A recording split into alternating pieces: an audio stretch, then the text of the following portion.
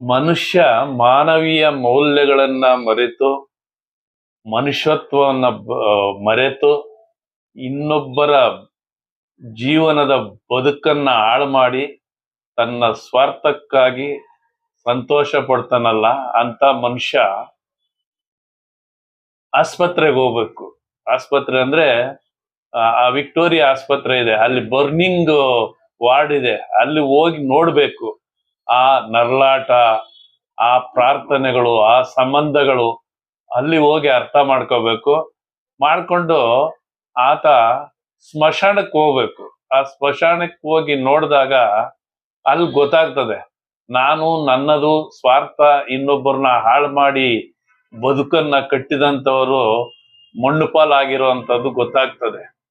ಆದ್ರಿಂದ ಆ ಮನುಷ್ಯ ಅಲ್ಲಿ ಹೋಗಿ ನೋಡಿ ತನ್ನ ತಪ್ಪುಗಳನ್ನ ತಿದ್ದುಕೊಂಡು ಸಮಾಜಮುಖಿಯಾಗಿ ಬಾಳಿದ್ರೆ ಒಳ್ಳೆ ದೊಡ್ಡ ಎತ್ತರಕ್ಕೆ ಬೆಳಿತಾನೆ. ಮತ್ತೆ ತನ್ನ ತಪ್ಪು ತಿದ್ದುಕೊಂಡು ಅರಿವಾದ್ರೆ ಅವನೇ ನಿಜವಾದ ಮಾನವೀಯ ಮೌಲ್ಯಗಳನ್ನ ಉಳಿಸ್ಕೊಂಡಂತ ವ್ಯಕ್ತಿ ಆಗ್ತಾನೆ.